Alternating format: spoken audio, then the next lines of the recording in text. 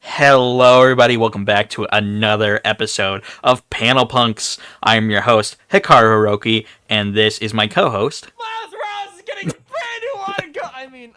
Hi. I'm Veni Kojo. I'm a stoker. I'm a bounty hunter who likes action, story-driven games, and comics. And Miles! Yeah, we're going to be talking about Miles today later on with the news. But as usual, we are going to be doing our summary of the comics that came out this week. Who is starting this week? It's you starting this week with Amazing Spider-Man It's number me. 27. This was kind of an underwhelming finale to the Death Spiral storyline. Um, Several things happen in it. Spider-Man becomes Carnage for like 2 pages, Mhm. and then he gets uncarnaged by Eddie Brock, who shows up from the hospital and has a little like gauntlet that goes, "No, you're no longer Carnage." However, Carnage is like no longer bonded with anyone. Um, and Eddie Brock after this arc is in prison, and he's seeing Dylan sometimes, which is like great. I'm glad he's seeing Dylan, but like he's like seeing he's no longer bonded with anyone. He's just kind of there. Um, Spider-Man was fine. He's just kind of like, yeah, well, I'll manage. But Mhm. I really feel like they did not write Mary Jane well. And let me tell you this: at the very end, like Torment is like run up the stairs, like, haha, I'm gonna go to prison. You're gonna just capture me. And like Venom and Venom J is like holding Torment and is like dangling him off the building, and she drops him. Mhm. And Venom asks, "Was that you or me?" I do not like that. I Mary don't Jane know either Venom how to should feel about not that. be a killer. I It's not the same level as like Spider-Man killing, which I kind of thought that's what was gonna happen. mhm. But I don't think it's a good idea to turn. They're basically really trying to convince you that Venom J is a good idea. That Venom J is gonna be the new Lethal Protector. That Venom J is gonna be this edgy Venom person. No, they're gonna kill people. No, I don't like that. I don't know how to Um, feel about I guess like there is a difference, like they're showing the difference between like Mary Jane and Peter because I don't know if we've ever had that situation in other comics. I'd have to look back at old Spider-Man comics if she's ever like killed anybody either cuz no, I feel like she's fucking she's MJ. well, that doesn't mean that she won't kill anybody. That's Spider-Man's like code. That's not hers.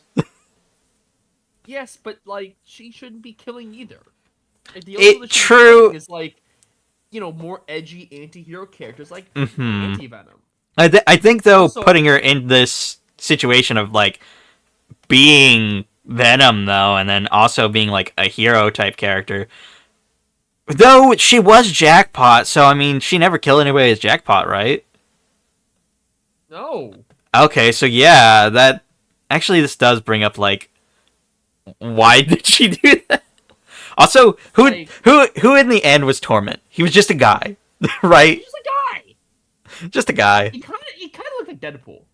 I I don't It's not I Deadpool. thought it was Yeah. going to be a big mystery of who he was, but I guess not. I thought it was gonna be like Paul or something. No, thank God that motherfucker's Paul's dead. still dead. Paul is still dead. He is officially dead. He's good. He's dead.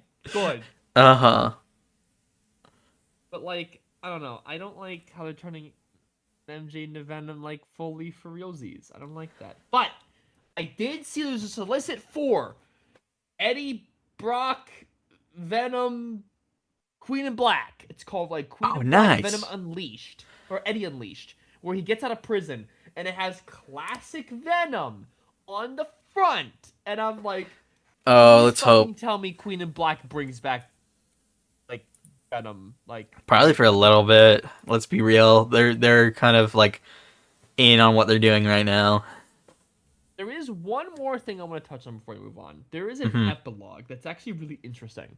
So at the end, at one of the issues where like Torment Carnage is the thing, and like he's gonna kill like Spider-Man's first cousin or something, Yeah. and that never really got resolved until now. The guy who was called the first cousin is some guy named Crane, not Yeah. Scarecrow, No. but like some guy named Crane.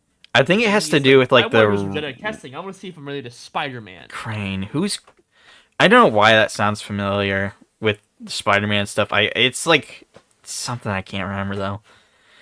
I'm you know what I'm interested in? And the fact that they didn't go after Peter's sister at all in any of these comics. Though she's like a shield agent too, so maybe that's why. Mhm. I'm not sure, but it was not the best. What did they rate it? Like a fucking 6 or something? I think it was a 7, 6, 7, 6, 7. Oh my god. Shut up. Full list. I gave it a 6. Yeah, it was.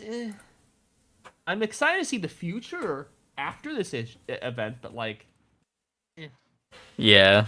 Now the better Spider-Man issue that came out is a fucking Superman Such a crossover. good book. Oh my This god. is really good. I loved everything The about it. main story with Brad Meltzer and Pepe Larraz. Holy shit! Fucking That Super that Venom. Yeah, that art was really good too. Also, like Green Goblin had some kind of like Lex Luthor type armor on. I was like, what is this? This is kind of Yeah, interesting. it seemed more like Iron Man-y, honestly. Like hmm Ultimate. Did you notice Comic like had one Iron of Man the suit. Amazos had Taskmaster's shield too? Which actually that's perfect. Like Amazo and Taskmaster kind of like reflecting each other because they both copy moves. That's actually really neat. Those Um are Amazos. I'm seeing it right now. Yeah, that is Taskmaster. yeah, that book was so good. I really like the main story. I Um thought the ending with them like inviting, like Peter inviting Aunt May to like Smallville Clark Kent's house, like have mhm, dinner, and at the very end where Ben like Aunt May's like, oh, this is Ben, and Jonathan Kent's like, he looks like a good man. We'd be friends. I'm like, yeah. that's a reference to the last book that came out where they were friends. Yeah. It was so cute. I love the moment. There is a it's one of my favorite panels from this week. It's them and they're about ready to punch and they're side by side. It's so good. Like that art is just Yeah. amazing. Like the light is shining on them. It was Pepe Larraz always a fucking great artist. That's why he was like really good at the beginning of the new Spider-Man ongoing. Oh, was he? Oh, I never realized that he was part of He that. was the artist. I think he's the main artist outside of John Romita Jr. He's the when they like split it into two with like Ben Riley, Norman Osborn on Earth, and Peter Oh, in yeah, yeah, space. yeah. Pepe Larraz was Peter in space, and that was always the better half. Mhm. So Yeah. art's really good. But I also really liked. I know this is your recap, but I wanted to No, say you're fine. It's a big what I book. also really liked is the fucking Golden Age Spider-Man Noir Lex Superman That art is thing. so good. It was Marcos Martin, right? Or Martin who does the art for that. Amazing. It really Amazing. captured like Golden Age He Superman. did stories for Dan Slott's run of Spider-Man, and whenever he did it, it was always just fantastic art. I have a whole issue where it's just about Spider-Man saving people, and it's his art in it, and it's just so good. There's something about how it Not the captures its style so well. yeah. I Oh no, you turned to a robot for a second. oh, am I good now? Now you're good, yeah. You turned to a robot for like 5 seconds. The Clark Kent, how they drew him is just it's so like classic Superman, like Mm-hmm. Golden Age Superman, Yeah, like his like symbol, like too. pre-Crisis Superman, which is really interesting. I really enjoy that. Yeah, What I really didn't enjoy was the fucking not Lois Lane, the Gwen Gwen Stacy and Stacy, Lana Lana Lang. Lang Yeah, one. me and you did not care for that because it was just like it Like was why a did they lot not of exposition The to fact that just they them brought talking back and forth. basically the fact they brought basically the worst part of the new Fantastic Four ongoing, which is Humberto Ramos's art. I don't like his art. Why did you Yeah. pick him for the art? Like the artist on the original volume, like the last volume that Ryan North did of Fantastic Four, was really good and really solid. There was Alex Ross covers. That's great. Please bring that back. Why is it Mortal Thor? This I don't like this art. I don't like the writing too. It's like at least the last issue with Mary Jane and Lois Lane. At least Jim Lee did the art. I like Jim Lee's art. Hmm. Anytime there's a Jim Lee variant cover, I get it. Like, I love his art. I'll read that. But like, this has none of that. It has bad art and bad writing. So it's like and it's the same shit of, oh my god, remember your boyfriend does this? Oh my god, I hate when my boyfriend does this. Oh my god, remember my I boyfriend does that? wish Oh it my god, I was hate it so better much. I hated it. moments. It just seemed like they were just fawning over the two, and I'm like,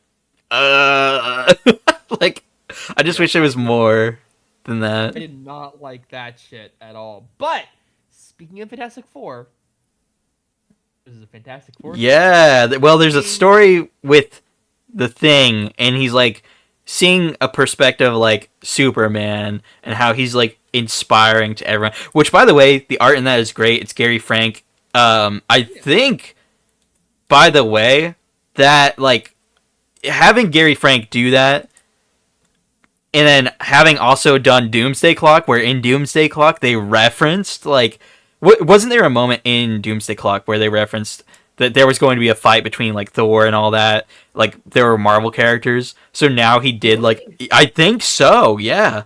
I remember seeing something. Let me real quickly grab I need to get a copy of Doomsday Clock. I've read it digitally, but I need to get like a physical. Doomsday No, Clock no, I read it physically, and I Marvel borrowed a friend's reference. version of the book. But my favorite part was when he just Yes. like talks This down. is the line that they said. On July 10th, 2030, the secret crisis begins, throwing Superman into a brawl across the universe with Thor himself and a green behemoth stronger than even Doomsday, who dies protecting Superman from these invaders. That was a line from Doomsday Clock. Huh. So I thought it was kind of cool to see Gary Frank actually draw the Marvel characters. I was like, oh, this kind of like this connects here. That's cool. But yeah, that story was really sweet too, because like things like this guy is just fucking awesome. Yeah, he just talked down Hulk. He just like grabbed his face and just talked to him, and like that's great. I like that. That's so Yeah, good. I think some of my favorite parts of these stories have been just like seeing all the Marvel and DC characters together, side by side, like as teams, just fighting a bunch of people. It's really cool. And like the ending with like the Thing and Bruce Banner just talking, just sharing like a It was so donut, sweet. which reminds me of the Hulk. We'll get to this in a sec, but it reminds me of what they did at the end of Hulk Smashes Everything, which ended on Wednesday. Oh, nice. Like it kind of reminds me of that. Like there's a lot of like humanizing Hulk moments this week. I really like that. That's cool. Um, I thought the next one, which is Steel and Hobgoblin, That was all right. It was fine. art's good. Could have been better with the story. It was just very short. I wish there was more. It's and Thor. Thor's in it too. Yeah. But I will tell you, I don't know which is worse. The Lana Lang and Gwen Stacy story, or the fucking Spider Gwen Supergirl That one was story. really short, and I did I not care much for it. hated this one to death because they make Supergirl and Spider Gwen come off as almost kind of misogynistic, like interpretation of like a shallow woman. I think it's kind of problematic because Hmm. oh my god, yeah, I'm burying you. Oh, you're just like all the other spider people. Oh, you're just like all the I hated that shit. I fucking hated that shit. That's not how they're written as. It's so funny because a woman wrote that story. Yeah. Like Stephanie Phillips, what are you doing, man? Why I are you I didn't much why are you doing care that? for how they treated each other. I wish they would have been not so at each other's throats. I think that like a woman wrote this, I'm just gonna label it as bad writing. If Hmm. a guy wrote this, Twitter would be on fucking fire. in Blue Sky. Blue Yeah. Sky matters more than Twitter. But like, the internet would go on fucking fire because they don't call it misogynistic. Like, oh, haha, well, featherweight's problematic. No, this shit's problematic. I hated this shit so fucking much. And then we get to the best story in the comic, which is Brian Michael Bendis, Miles Morales. We I'll haven't had let you talk Brian about Michael that one. Bendis write Miles Morales in a fucking long time. And he's Yeah. finally back, and he's teaming up with Superman. But Another not character not Bendis in a wrote for. fight together. It's Spider-Man asking Superman, "Hey, why are you doing this? What's your motivation? What's your inspiration? You're like the first person to do all this. What's up?" And he tells him like, "Oh, uh, what does he say? Uh, he says, when I was around your age, I was worried, always worried. Worried I'm not making the right choices. Worried I'm not in the right place. I wasted so much energy worrying, and the answer is always the same. If I showed up to do the right thing, if I was present and trying to make that day better, then that is the right choice.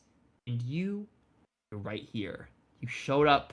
I told you what is coming our way, and you didn't even think about running. You figured out the hard part. You show up. I wish I knew that worrying was completely unnecessary. And I'm like, I'm so glad I got the fucking variant cover featuring like Yeah. this art because like Sarah Pacelli, the the main cover is not great. I don't like how she drew like the mouth, but Hmm.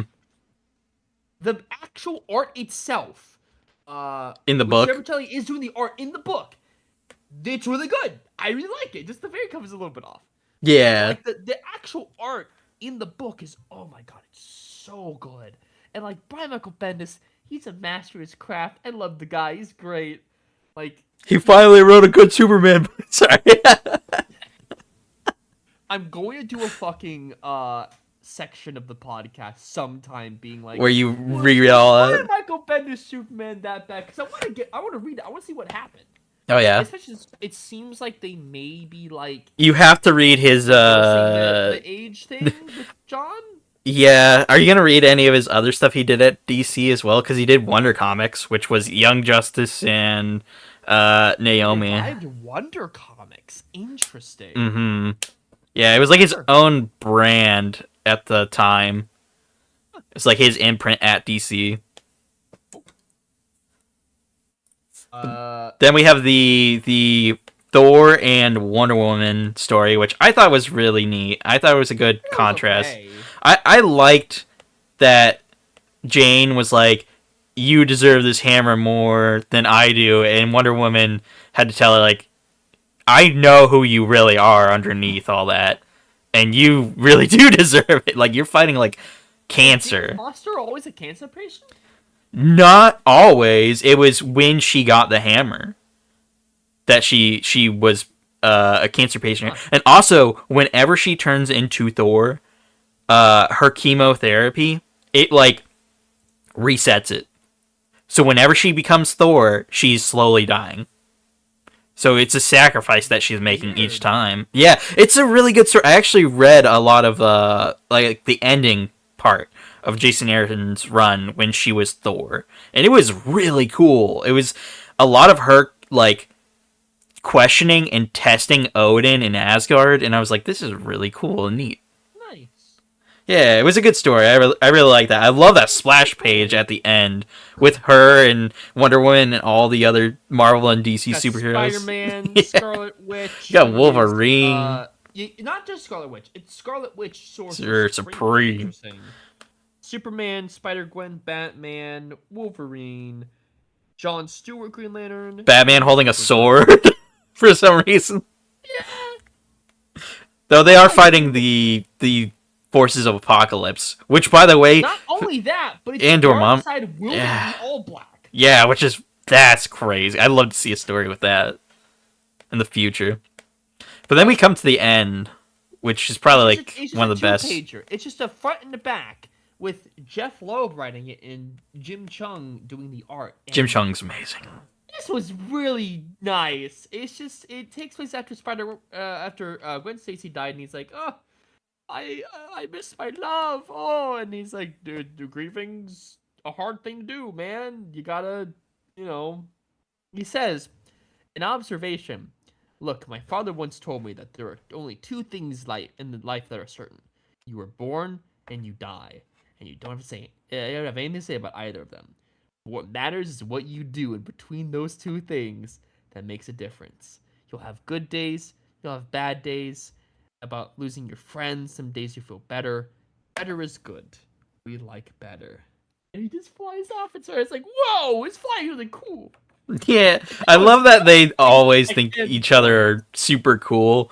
I also love that Superman has been like inspiration for a lot of the Marvel characters in this book. It wasn't only Spider-Man, it was Miles, it was the Thing, like it's just a lot of characters, and I really love that moment that you talked about where Miles was like, "You were the first one to do this," because literally Superman's like the most popular superhero. No. He's saying the first one because Superman started like the superhero genre, Yeah, basically. There's that's like what I'm other saying. pulpy characters like the Phantom, and Yeah, there's other those were characters. more just like vigilantes, but like Superman was a superhero, had Yes. powers and everything. So He had I think them powers. He talking about had that was the really the neat. dual identity of the meek guy with the buff, superhero thing. It's like he started the whole genre basically. Yeah, and I think Miles being like one of the newer characters, like he's basically the legacy to Spider-Man, talking to him about this and being like, I'm kind of newer, and it's kind of cool to talk to one of the old timers and see how Yeah. this all works. Such a neat story. I love it. Well, This whole entire issue was pretty good. I think I gave this a what did I give this? An 8. Yeah, it was really good, really solid. It's the better part of like these two Spider-Man Superman ones. Because Superman Spider-Man Hmm. was fine. Spider-Man Superman is actually really good. I think again, I keep saying this when we review one of these. After the end of all of this, which there will be an end to this, Yeah. um, I want to do a tier list of every single individual story. Rank them all. We'll need to read the digital comics as well because there's that Flash and Fantastic Four one. There's Right. Shazam and Thor. They released some new ones, I think. The Jeff and Aquaman one, and then there's the Blade and Supergirl one. Yes. Yeah, I So, mean, speaking of Jeff, and you put something in the thing. oh yeah, Um, but speaking of like really neat things, it's a Captain America issue. It was a Captain really good America. choice. Like, I don't really read Captain America. I'm not really a big fan of the character, but like reading this like series actually pretty good. It's very political. It's still doing with like Latveria, true Latveria. Um, there's a lot of factions at play. Like Nick Fury is like kind of doing his own thing. Like the people working for him are like actually kind of we're doing Captain America and Alina Von Doom. Like they're like doing the right thing. We gotta join them, but we're not really defecting, or we're just helping out with the main cause. And there's a bit of a dynamic between there. Um, but the most interesting thing that happens, they kill Alina Von Doom. Oh That shit. kind of makes sense, right? Like you can't have a character that like repercussion wise live in this issue because she claims to be like daughter of the daughter of Doom, and so like she's given like a speech, and there's this like one guy that like knocks her out with the gun and just shoots her, and he hears a voice behind him after he gets shot, and he's like, no, and he's like, that sound he just heard was your finger on the trigger, Captain. This is you. This is once again American interference. You are in my country, Steve Rogers. And Salvation will be your doom. And we see Salvation, a fucking Shredder outfit. It looks like Shredder from fucking TMNT. You're gonna have to Just send like, me a picture of that. I'll send you right now, actually. Like, I will say the art in these issues is so good. Who did the art for this? Lima? Maybe it was like something in the front. There is not. Let me look up at the actual. What is it? My new comics, Captain America. It is on Lima. Ton Lima. Ton Lima's actually a really good artist. I like his art. Yeah, let me. You can show this on the podcast screen. I intend to. Yeah, it looks like fucking Shredder. Oh my god, yeah, that does look like Shredder. What the heck? It looks like Shredder. I think that's really funny. Like it's just Captain America's. It's just a really fucking good thing. I'm really enjoying it. Uh, I'm not enjoying Deadpool though. I guess I should give the Captain America. I gave it like an 8 or something. Uh, I didn't enjoy Deadpool though. I'm gonna keep reading it, but I really think this is not gonna last 10 issues. Oh This is yeah. gonna be another 10 issue flop because it really seems like Benjamin Percy wants to regress Deadpool as a character. Because what Cody Ziegler did, why his run was so acclaimed, was because he embraced the father-daughter aesthetic. He embraced that dynamic and he made it into the full thing where it's like Allie was Deadpool for a bit. She sacrificed a bit of her powers to give the Deadpool back to life, and they're a team, and blah blah blah.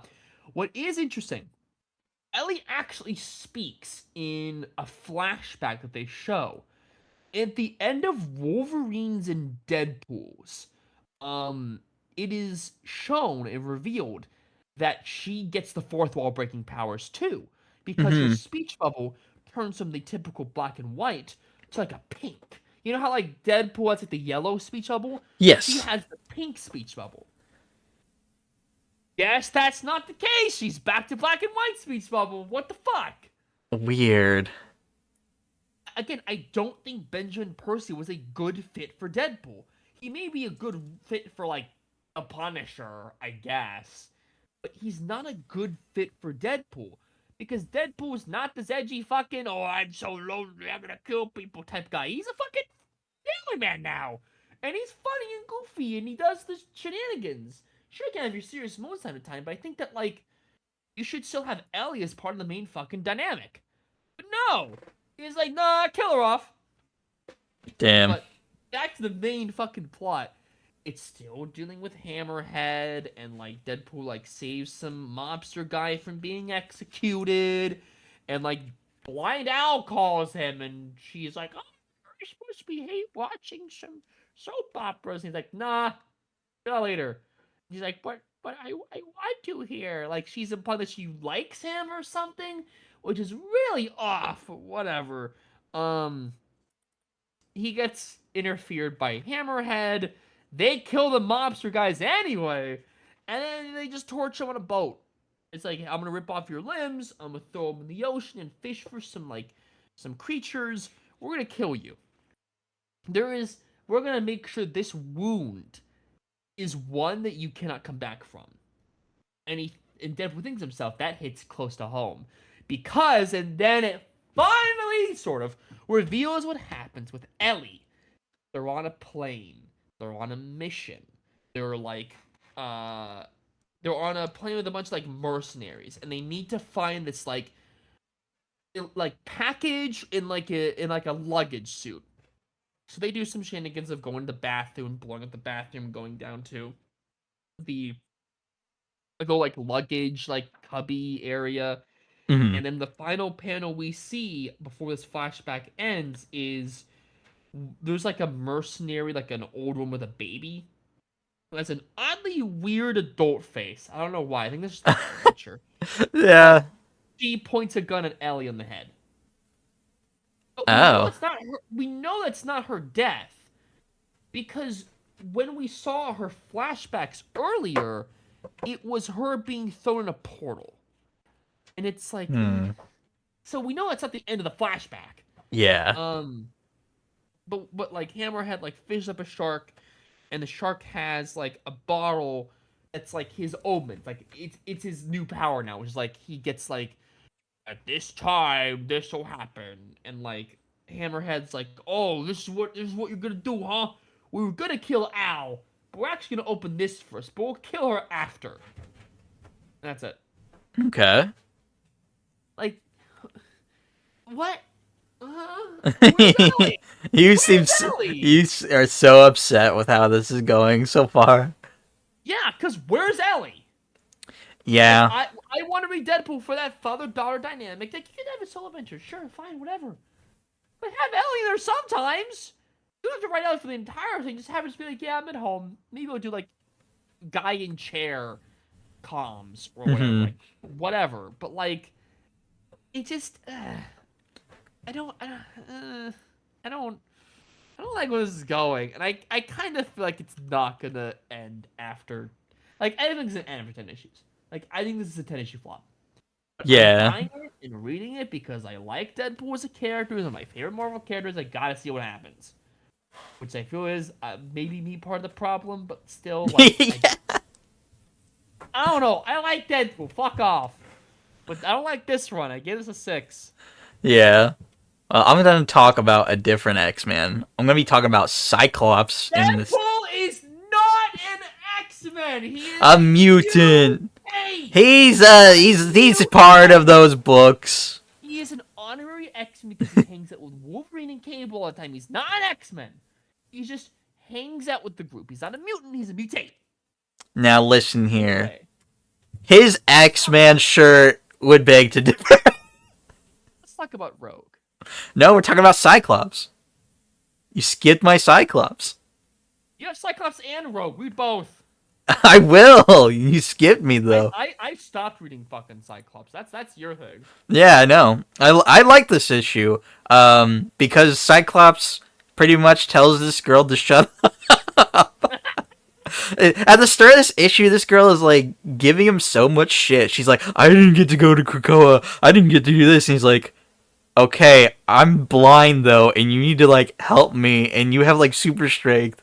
And oh my god, she was so annoying. Like these last few issues, and I was just like, finally, he's like, hey, like you need to do this. Like she's still annoying in this issue because like he teaches her how to kind of like hone her powers with like this mental technique that he did because that's how he mastered how to control his lasers and stuff like that. But then she accidentally hurts somebody, but it's one of the bad guys, and she's like, "You made me do this," and I'm like, "Shut up, just shut up." Yeah. So, Yeah. but he's a total badass in this issue. He beats the shit out of a bunch of Ravagers. The Ravagers are like, we need to get this girl to help us mine whatever we're looking for. She finally gets caught by like the big bad guy at the end of this issue, but then Cyclops finds one of the Ravagers after he like lasered the shit out of him.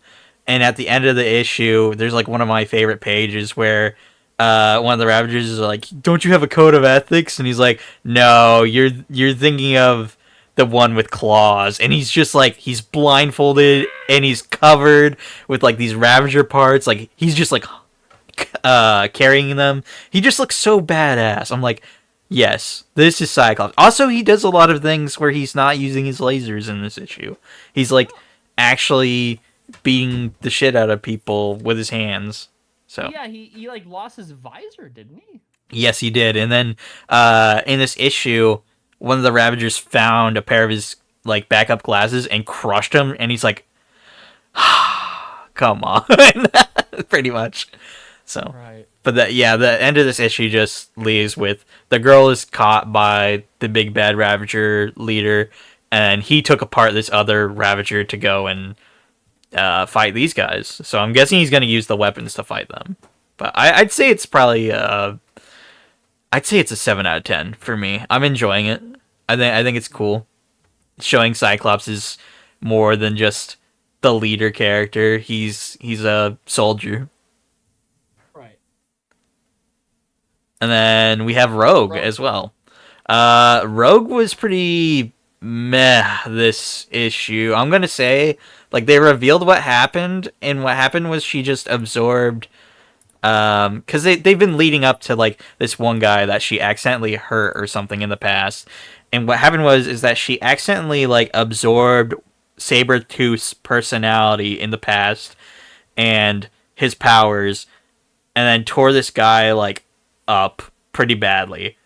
And then that was what they revealed, and I was like, I thought this was gonna be like way worse. And she's like, I can't believe I did this. I'm like, Rogue, you've done like terrible things in the past, like worse things. Like this isn't the worst thing that you've done. Right. Like, okay. She fights a constrictor as well, who was like one of the people in her past. That was with this whole Project Pegasus shit. Uh-huh. She takes him down because he was also part. Like, remember, like a few issues back where I was talking about how she fought a bunch of people at a warehouse, and it was like that seemed unrelated. It wasn't. Right. Apparently, Constrictor had something to do with that. She just happened to be there for some reason. So, yeah, that's what this issue covers, is just her realizing that she accidentally hurt this guy because she went haywire with her powers by absorbing Sabretooth's personality. And then the issue ends with this guy being like, if she comes here, she better be ready. And he's just got he's in a wheelchair and he's got a shotgun. I'm like, dude, that is not going to do anything to Rogue. Like, I get her powers are like haywire, but at the same time, literally she's explaining that she's fought with like Wolverine and all these other X-Men. She could literally just destroy that gun. Huh. It's not going to do anything. So I gotta say, like, if this is what all this series is, issue 5, which is the next one, I think, which is going to conclude it, So yeah, won't be they much. all end at issue 5. It's just like minis. Yeah, I like the art, but other than that, this series has kind of been like meh. Like, it started out fine, but then it turned to meh towards the end here. Maybe the last issue will be fine for me, but yeah, I give it about probably a 5, solid 5, because it's like it's not terrible, but at the same time, this could be way better. Right. So yeah, really good stuff. Hulk smash everything. I'm fine. This was really good. I really enjoyed the little like Ryan North Hulk mini. I thought it was like really, really cool and creative.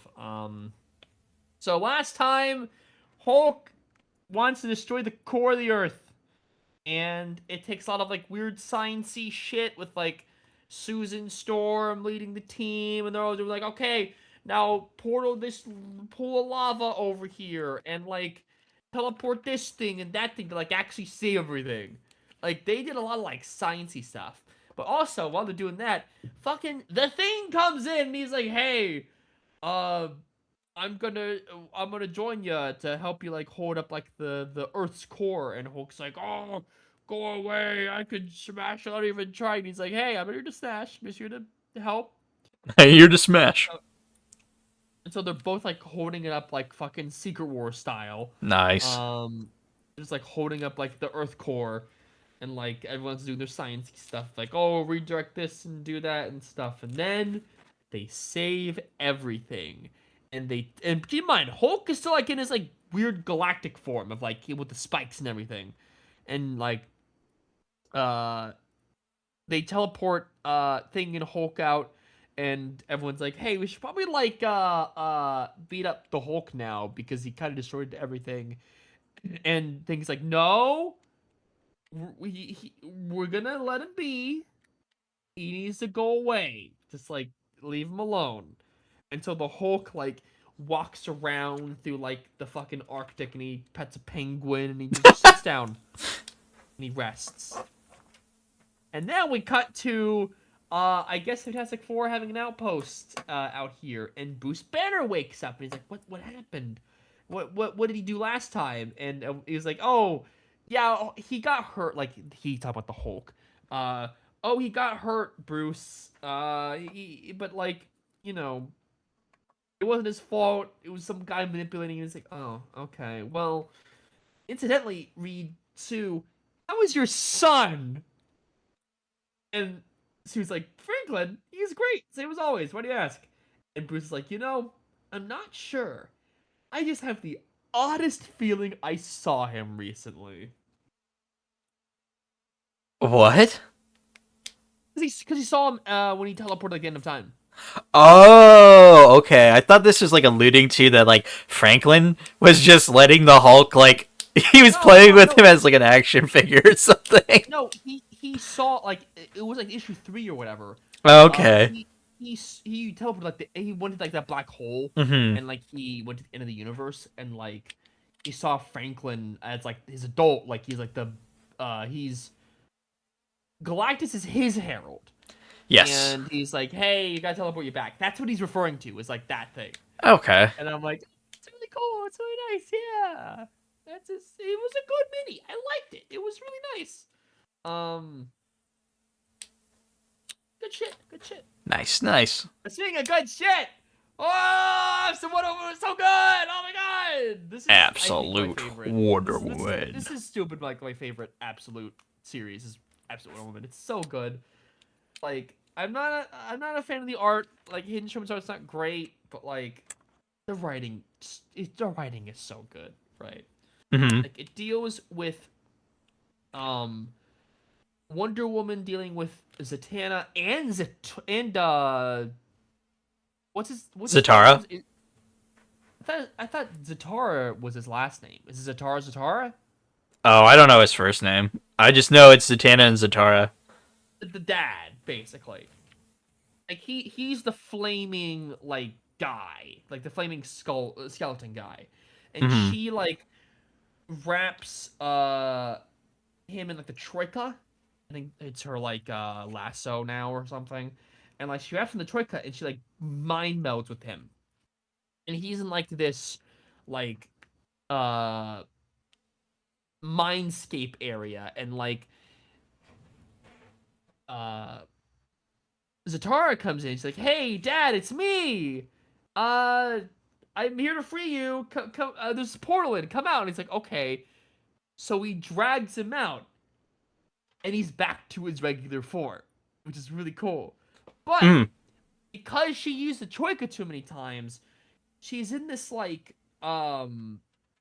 state of one of them's a state of like just unconscious, like her eyes are being possessed, and she's just like kind of sitting there because like the troika's like she's still in that like mindscape or whatever. Mm-hmm. So Gigantic comes in, takes like the science lady, fucks off, and then like Zatara's like, hey, we gotta go inside Wonder Woman's mind. So she uses a spell to bring her out of like the mindscape. But even Wonder Woman's like, there's gonna be some consequences to this. As I am pulled free, I already know there will be consequences for failing with Troika. So some shit's gonna go down with the gods and her very, very soon. Mm-hmm. But at the end, uh, they like Zatara and Zatanna are like, "Oh, I'm so glad you're okay. I'm so happy." And they're like, "Hey, we're gonna help you." And she's like, "No, you two fuck off." But Zatara's like, "But there's like this Bakugan looking thing. There's What? a Bakugan looking thing that's like running around the city and it's coming towards me. And you need to go, Wonder Woman." And uh Wonder Woman's like, "Nope, I'm staying here. I'll fight they call it the Iron Maiden. I'll fight the Iron Maiden, you two leave." And the Bakugan looking thing transforms into a Bakugan with little like legs and shit, and it's about to fight You Wonder need Woman. to send me the Bakugan thing too now, because I gotta see Right, what I'll this looks find like.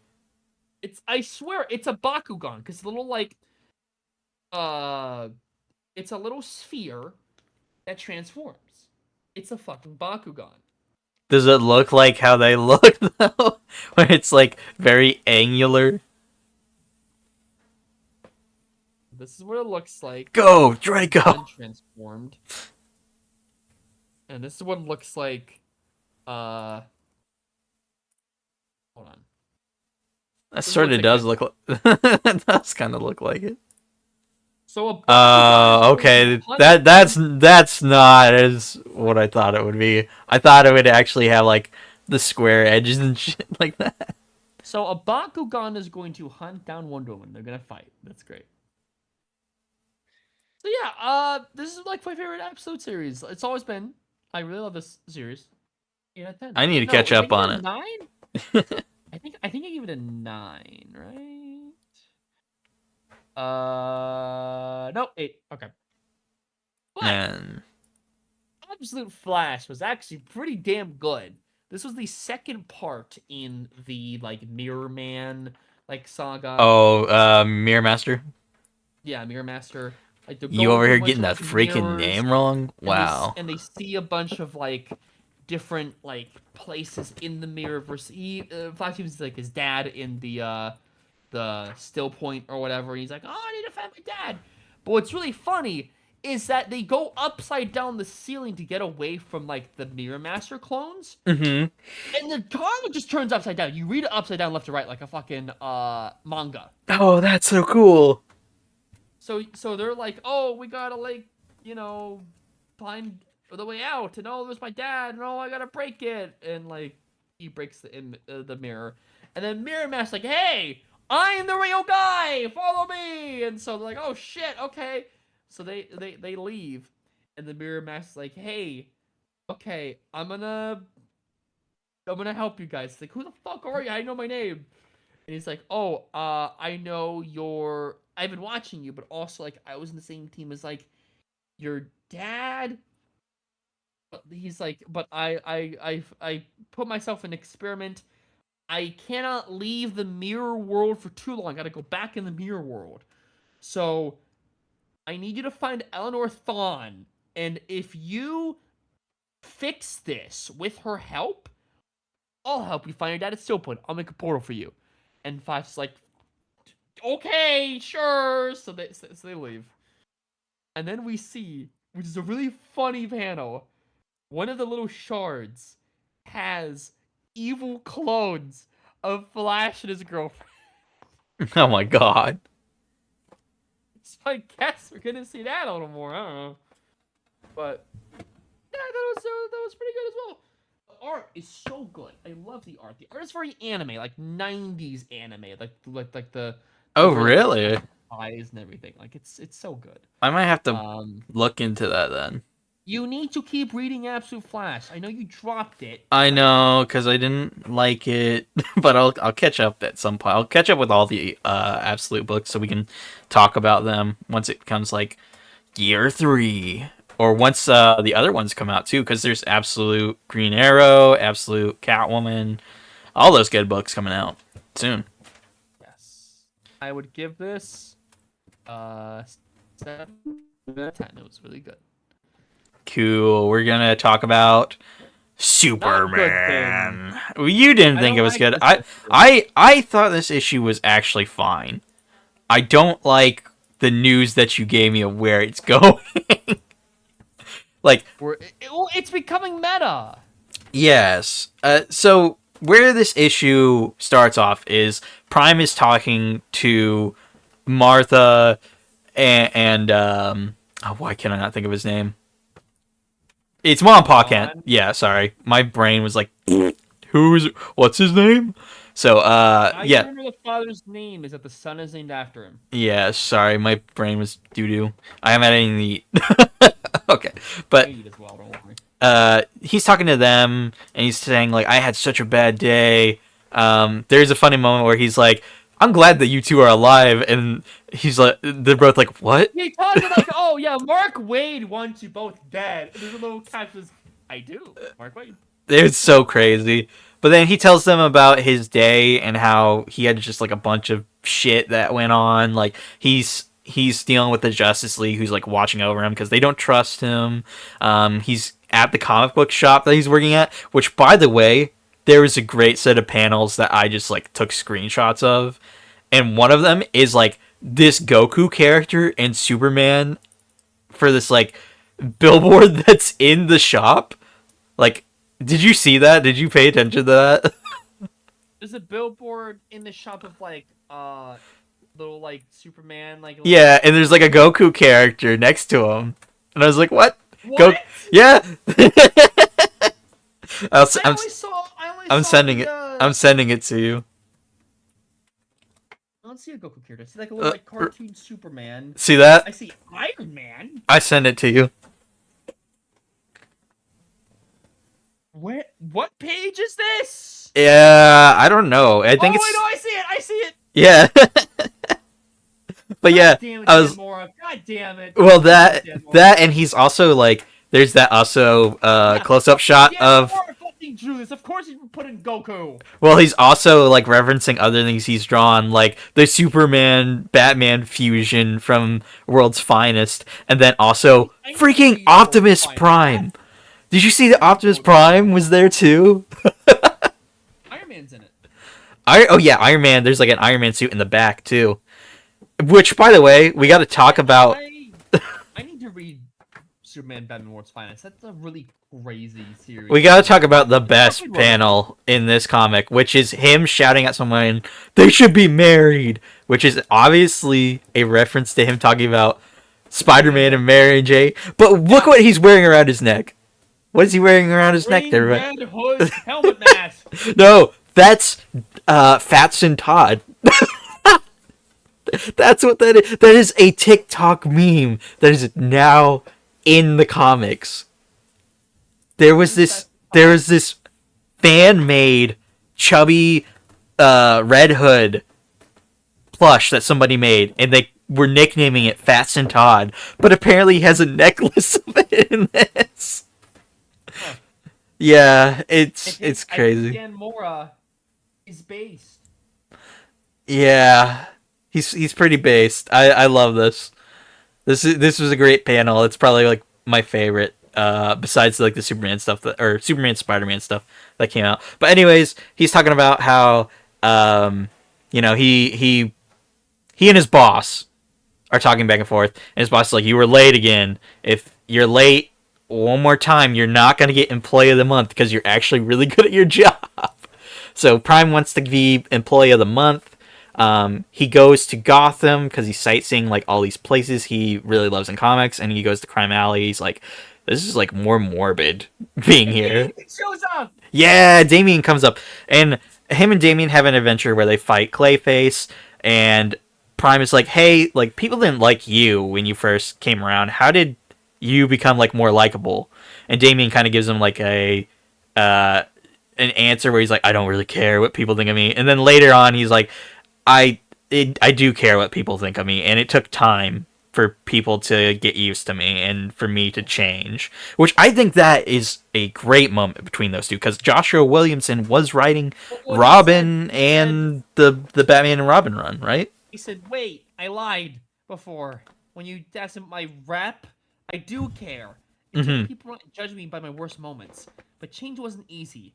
It took time. You just need to keep trying." He said, "Thanks." So he fucks off. Yeah, But and there's something kind of strange that happens. He keeps seeing visions. Like, oh yeah, he does.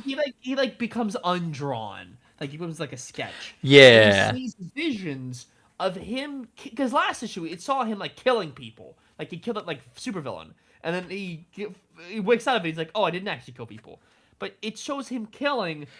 I have a feeling that's By the way, why don't we have a new Blue Beetle ongoing? that's a good question. I feel like this is Manchester Black probably messing with his mind. It's got purple stuff going on. It says, "This is who you really are, Prime. You can't deny your destiny. The only way to change is to punch your way out." What is this voice thing going on? It's like, yeah, he's fucking with the canon.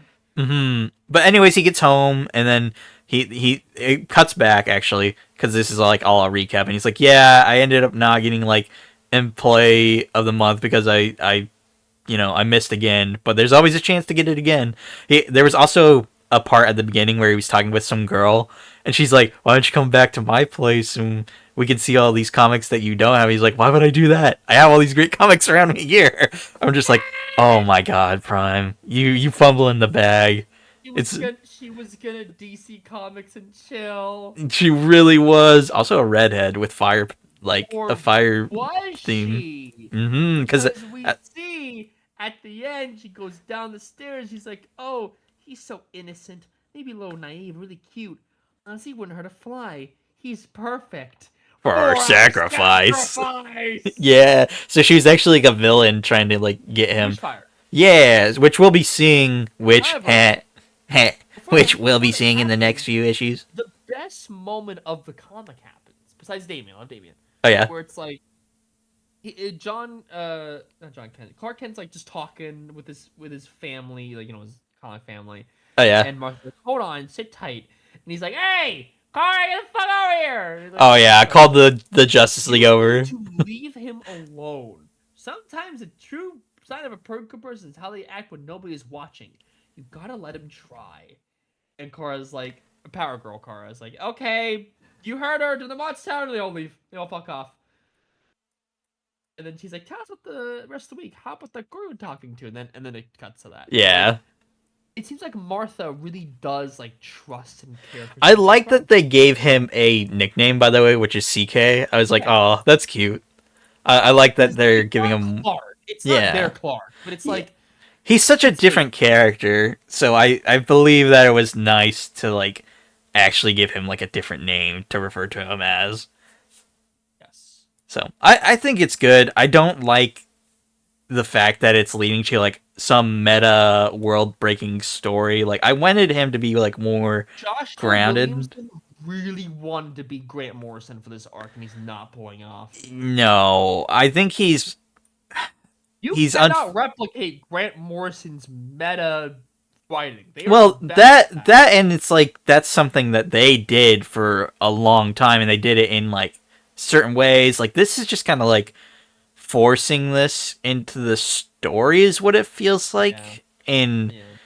taking over for the Superman book is just a little odd to replace it with Prime and then start doing all this. Where it was like, Superman's doing this and this and this. And it's like, what are we going to do with like the Zod stuff that was set up? What are we going to do with like the Superwoman stuff that was set up?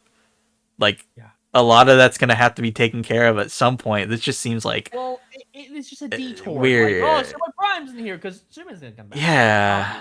Eventually. Yeah. But like, it's just a backseat to let's have some meta shenanigans while I wait for Absolute Crisis to fucking show up. You know. Yeah. So I'd say I enjoyed this issue. I want to see what happens with the Witchfire stuff. I don't want to see the multiverse stuff. I'm like tired of multiverse It's stuff. gonna happen. You I know it doesn't. know. I know. Anyways, I give this By the way, one a 7 I'm out of going 10. I'm going to read the solicits because it's relevant. But Yes. also the fucking shit they're pulling off. So this is so the next issue is with like Witchfire, which is cool, that's nice. But Superman number 39, which comes out in June. Superboy Prime versus DC Comics. Superboy Prime loves comics. He's a Wednesday warrior, and he has read a lot of continuity. But a classic Superman villain has banished Prime to different issues he hasn't read. Get ready for a wild ride across the DC universe as Prime is dragged kicking and screaming across past events, lost reboots, relaunches, and restarts. If he doesn't find a way back to Metropolis, he'll be lost forever. And like, why? What? Why? Also, we see that fucking cartoon Superman again, the fucking cover. I just noticed that. But like, what? Why? Cartoon Why? Superman. Also, we saw Superman Unchained in the cover. You Huh. see like Golden Age Superman. You see like Dan Moore, not Dan Moore trying to like imitate like Let me find this. Death of Superman, more Golden Age Superman. It's like a bit of like an Alex Rossi type thing. We see like Superman the animated series, Superman, and then what's really funny is we see like that's Oh, Superman yeah, Unchained yeah, yeah. Superman. And one of like the little grids on the cover, we see Superman Unchained Superman, which I read Superman Unchained. It's fine, but like we see that. That's actually really neat. And then of course he's like the Tomorrow Man, not Tomorrow Man, that's a different character. But like the Superman of like from Mr. Terrific, like Justice League Unlimited thing from the last issue, the Hmm. last arc, and then we see this regular Superman, and we see the cartoon Superman as well, like the little like I wonder uh if that's like old an cartoon style Superman. in universe thing. That old cartoony one. However, Superboy Prime versus Manchester Black for the Soul DC Comics. This is issue 40. The villainous Manchester Black demands he resurrected and thinks Superboy Prime knows how to give him his life back. But it's more than that. Manchester Black wants to escape the world of comics and come to our world. It's meta versus meta. If Prime survives, he will still have to deal with the members of the Super Family who are not happy he wants to be Superman. It's all opens up next when Superman's blockbuster summer story, and it's like, I don't care. I'm gonna keep reading it. Like, I think people really hate Joshua Williamson in general, but they really hate his like current not arc because his arc's bad, but, like the current volume of Superman. I really enjoy it. I I think like I would Super, agree that it's not been great because there's been moments I've where been it's enjoying it faltered because so I've badly. been enjoying it because Supercorp was a really interesting angle. That was a really neat thing. Um, the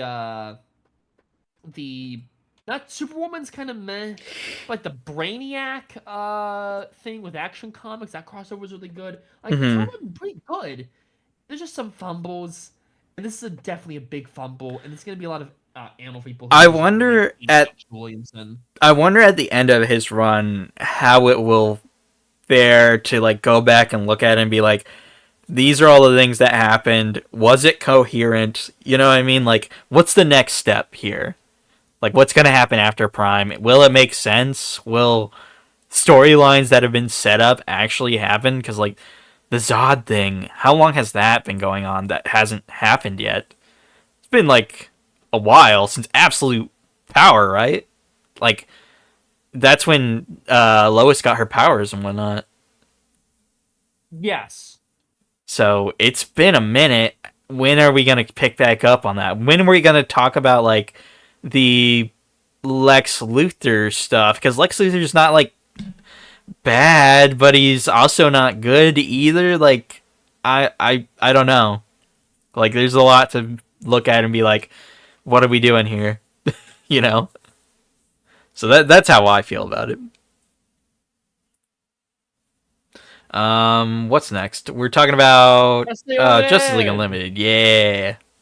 This is a really decent issue.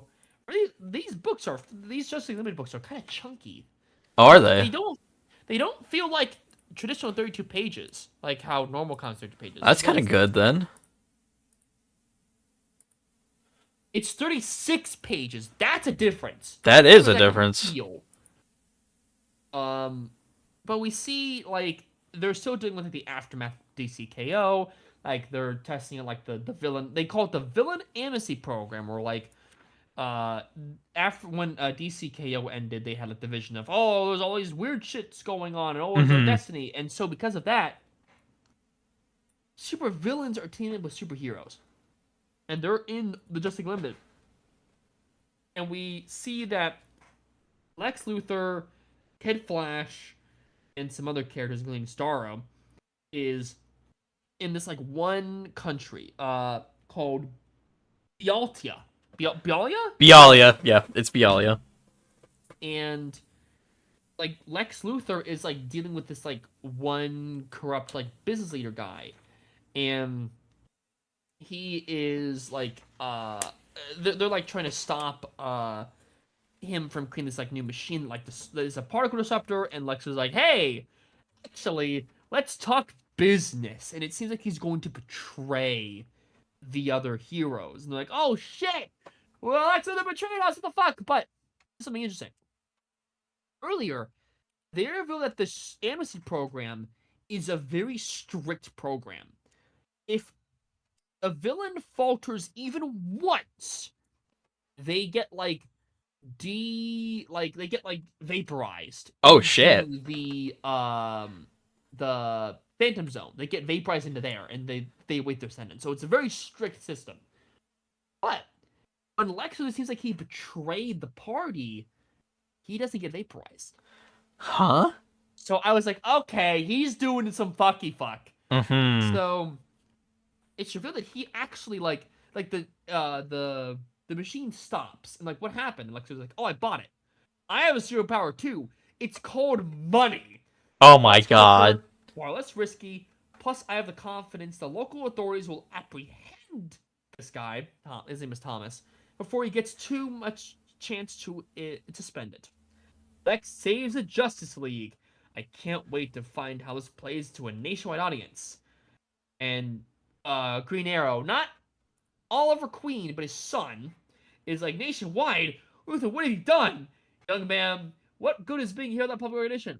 I have been broadcasting this entire time the League's noble gesture of amnesty, accordingly designed to incorporate our former enemies into the Justice League. We have begun a supervillain amnesty program. I let the whole world know about it, and it shows 3 characters at the end, like all looking at this: Huh. Gizmo, Scarecrow, and General Wade Eiling. I know who Scarecrow is. I don't really know who Gizmo or General Wade Eiling is. Gizmo was Um, from the Teen Titans show. He's like one of the villains that they fought.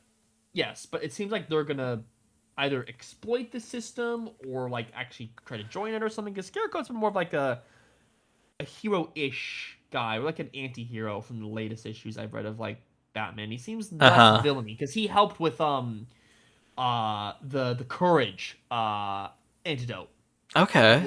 from the courage that kills. Um, there's also a few more things that I forgot to mention. Um, Booster Gold is going to be with some other time travel characters. They're going to Action Comics like join Superboy because I read the solicit and I'm like, oh yeah, Nice. that's coming in from. We also see Guy Gardner doing something.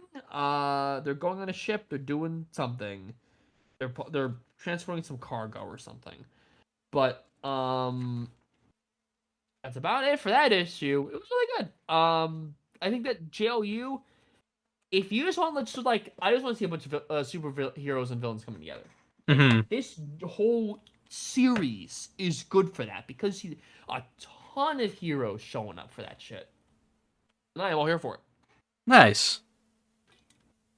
I'm gonna give it a 7. Not a 6-7. Shut the fuck up. You literally made you Winner! made that joke just a second ago. What the freak? Yeah, Winner! Green Lantern Where the was. fuck is Omega Batman? They mentioned his name in the solicitation for this issue, and he wasn't there, and I'm so sad. I'm so mad. We start 2 off. out of 10. Fuck this issue. Yeah, it was like a 0. I'm not gonna lie. This issue is more like a 2 out of 10 for me. Like it start. I was okay with that. I thought it was okay. I did not care for it. It starts with like Kyle fighting this one guy that apparently escaped. He's talking to his girlfriend. He's like a He's science cell guy, and like hmm he's like, oh, he's gonna absorb shit. I gotta hit him really, really hard with a golf ball and a mallet. yeah. And that's kind of over with. But then him and his girlfriend are like walking on the street, and he's like, "I need a real job. It's not like I'm gonna get like a job right away." People like, I don't want to be a thief. yeah. Like you. And then she like immediately like gets picked up by like this talent agent that's like walking across the street from him. And he's like, Yeah, he was like, it's this not sucks. like the movies where you just grab a job via obscurity and guys like, you girl, I want you in my movie, and he's like, oh, for fuck's sake. And then we cut to Hal Jordan, him and Jaina. They're on a planet. She's like, I'm looking for my brother, which her brother's in Aquaman or was in Aquaman. So I don't know what she's doing out here on an alien planet. Hal gets like like tracker beam sucked into like this tower where the ex Guardians are there, and they're like, "Hey, what's up?" You don't go on this path or you will die. We'll kill Mm-hmm. you, basically. And Pretty then we cut much. to the how Kyle Rayner and his girlfriend. They're like, oh, what's the movie about? And he's like, oh, it's a Were you were you romance. were you getting vibes that this might be like a porno movie that he's like trying to sign her up for? I don't know. He's like, That's it's a romance, action, adventure, and a philosophical look at what it truly means to be human. So will you do it? Will you be my Mayday, Madeline? And she's like, how does it pay? He's like, money? Money? This is art. A piece of the human experience. uh-huh. For the world to see. Who cares about money? And they go, we do. And he's like, oh, for And then fuck's sake. she's like, put another 0 on the end, and then he What? does. He's like, yeah. He's like, okay. Put another 0 in. He's like, oh, for fuck's sake, fine. So then Hal's still talking to the Guardians, and then Jaina comes to save him, and then they escape. They go to try to go to the ship. They explode it, and then they start like they're about ready to like kill them, and then they like get shocked with something, go into a hiding place. The bomb, yeah. Yeah, and then there's this guy that they meet called Toby Y2K, the last son of I thought it was Earth. Toby Yisk. Like, No, Yisk's that's Relay. Y2K. That's Y2K. Y2K. And I'm like, okay. Next, the Doc. Wait, The ending thing has a little Superman symbol. What? I just noticed that now. Next, the Doctor is Skin. Who are the keepers? The Superman What? logo. What? What is this? I don't But understand. who is Toby Y2K? I don't know. I don't know what this issue was, but it wasn't good. I'll say that much. Like, I don't know if Toby Y2K is like a new character. Also, was Flash on the cover of this? He was, and he wasn't even in this issue. What was the point of putting Flash on the issue when he's not even in here? Also, Really the funny. Kyle Rayner stuff was boring as hell. Like he only did one thing Okay. as he did only one thing as Green Lantern, and then the rest was like Hal Jordan stuff. And it's like I thought this was gonna be Not gonna like lie, I Kyle did want Rayner to see stuff. Omega Bandman. I did too. It's like that would have been more exciting to have started stuff off with like maybe Kyle is like I don't know what I'm doing right now, and then he just gets caught up in some like wrestling match stuff, and Omega Man's like, I'm back and I'm gonna help you. Like that should have been where this was going, because that was fun. But this is not a good start. This was boring as hell. This was not anything exciting for like a new arc for me personally. So I'm giving it like a 3 out of 10. I'm gonna be real. Art wasn't great either. Like it's fine, but it's like this doesn't look great with the Green Lantern book. So that's my thoughts. Yeah. Detective Comics. Like I have to like we're on stage and I'm just like having to be like lines to you. Yeah, shut up, do it. Set of Comics! Oliver Queen's in it. He's really good in it. We see there's like a flashback. There's some guy. What's his name? I forgot. His name is It's some some guy. guy. His name's like Pryor or something. Some bird name. He's like I think he's a Green Arrow character. Uh, Pryan. Yeah, his name is Pryan. No idea what that's about. But I guess the Green Arrow character, because I guess they were seeing his grave. Oh damn, he dead? Not sure what that's about, but like they leave, and they're like in this like kind of shitty red car, and it's like, oh yeah, what's up with this? And he's like, oh, it's my new Batmobile. He turns on, and it's like, oh, this shit, okay. So Oracle's like, oh yes, you gotta. There's this like thing going on. There's this girl, blah blah blah. And then she calls the car in the hatchback, and everyone's like, "Oh yeah, that's a good name." And Batman's like, "No, we're not calling it that." And Dinah's like, "Oh please, the hatchback is too perfect. You're stuck with it." Oracle, seriously inspired work. Thank you, Dinah. So they are chasing after some guy in an armored car. It crashes in the lake. They go rescue him. Um, but what's really funny is oh, and then they take him to the hospital as well, and they get him patched up. What the funniest thing that happens in this fucking issue is they're in this like abandoned building that's being reconstructed. It has the name of Thermize. Don't know what that's about. But like he meets with a bunch of like business dudes up in like a building, and he's like, "Hey, what's going on, Klep Corp? I heard you doing some shady stuff. We're gonna negotiate a deal. Here's a piece of paper." And he's looking at it. The businessman looking at it, and it's like, "What the fuck is this?" And he's like, "It's only 2 words. It's just 2 words on it," which I'm guessing is like, "fuck you" or "steal clothes" or something like that. Like some sort of like "fuck you." And they're like, what the hell is this? He's like, oh, don't worry, I'll escort you to the exit, the elevator. And oh wait, oh look at the elevator's down. Actually, you're taking the stairs, but sir, it's 40 floors up. Yeah, you better start walking. Save the door.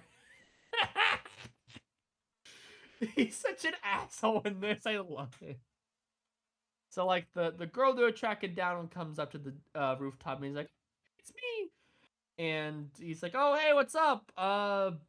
You're kind of high up near the ledge. You want to step back, and he like goes like bring her away from it, and she grabs his arm and says, "That was an easy one," and pushes him off the building. Oh damn. That's it. Okay. It just shows him falling down. really, really good issue. Oliver Queen is. I would have loved like Tom Taylor written He Oliver needs to. Queen. He puts him in like all of his stories, so why not? He needs I to do think it's it. because I do think it's because like he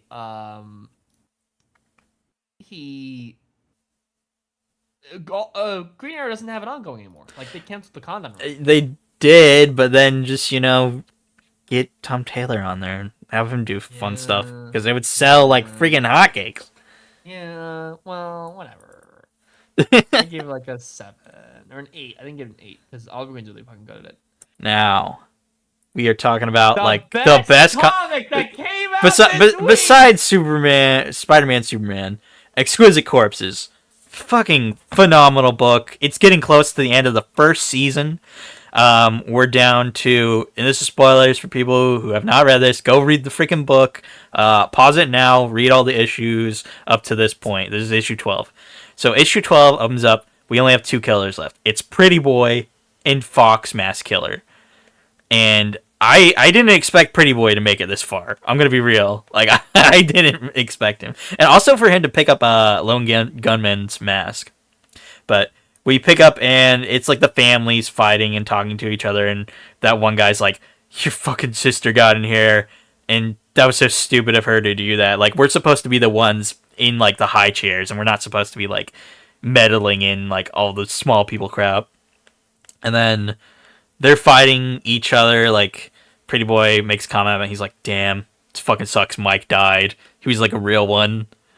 And then they start fighting, and then Audrey, Jason's mom, is pulling out those knives from what's her name? It's the one of the lady guy or character. One of, like the state people. Yes.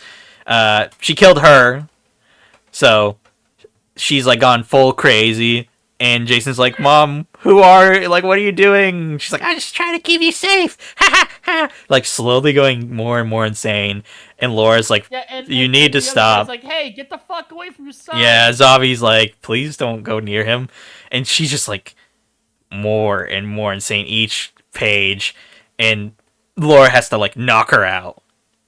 So then she picks up a radio in Massachusetts. That old lady is on the radio, and she's like, "Hey, we're like gonna kill everybody, but I'm gonna give you a chance of how to like change this. You have the gun of the person that I was sponsoring.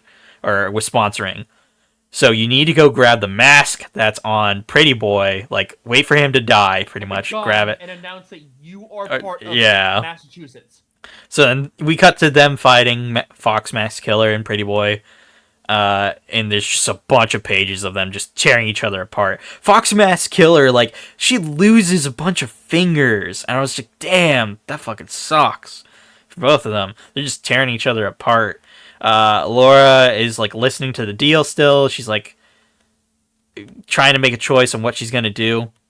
And then, finally, Fox Mask Killer kills Pretty Boy, chops his freaking head off, and then Laura picks up the mask, announces that she is the killer for Massachusetts, and is now renamed the Last Gunman with like this huge graphic.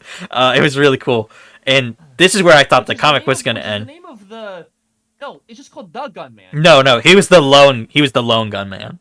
The lone gunman. Yeah, she got renamed the Last Gunman, and then Fox Mask Killer's like, just do it, just kill me, because she's like almost dead already. So she dies, which that panel of her next to the one lady girl is like really cool looking. And then, we thought this was going to end right here, where it's like, oh, okay, cool, like she becomes like the last killer, they get saved. No. The one guy in there's like, 2 can play at this game. You killed my Fox Mask Killer. Give me that radio. He's like, hey, Audrey, take that sword, become my killer. And she's gone full insane and becomes Audrey Unleashed. Audrey Unleashed. I was like, holy shit. So now it's this crazy lady who was like searching for her son the whole entire time, slowly going insane throughout the issues, and Laura, who is like the one person that was trying to save like everything, going up against each other. Like, this was just something that we did not see. Like, I saw Laura becoming part of it, but I did not see Audrey. I didn't think Audrey was going to become part of it. I thought she was just going to go insane and get killed or something. So it's a neat turn of events, and I can't wait to see who wins. Like, I don't know. I don't know who my money's on, but I'm just excited to see what happens in this last issue. I think it's gonna be the Last Gunman. Hmm. She's kind of set up as the protagonist, She is, yes. and it's for like, oh, if you win, we'll get you out of here, and like we'll have your friends protected and everything. Just win, and I'll do the rest. But if you don't do it, we're gonna kill all of you. My question is, where is this going to lead for the next season? Like, what's going to happen? Because obviously, So if this. I were to predict the next season, I Hmm. think it's going to be um sort of like Squid Games, where Except for she better. I'm going to say that now. she infiltrates the game Uh huh. and like tries to dismantle it I think basically. she'll understand like more of the history and stuff of it, which I like this way of doing it.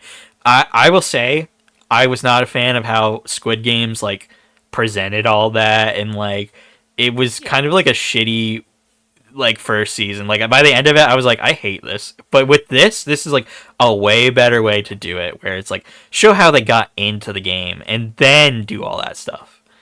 So yeah, I can't wait to see what they do. I can't wait to see all the spin-off comics, because we're gonna get a bunch of those spin-off comics that explain like how these killers became the killers. We're gonna get Rascal Randy, Lone Gunman, and Fox Mask Killer. So that'll be cool to see like their backstories and what they're all about outside of the games.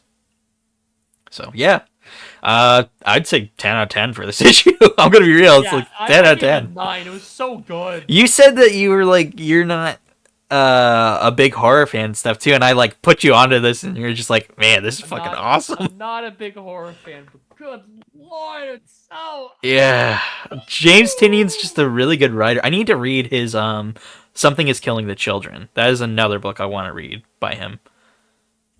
And he's writing all the other the well, a few of them of those Universal monster books. I think he wrote the Invisible Man book that I was reading a couple months ago, which that was absolutely amazing. But yeah. on to the new comics. New comics got revealed this week. You want to do? You want to Everybody, start? start going. Let's go. It's like Finally, monkey paw curling.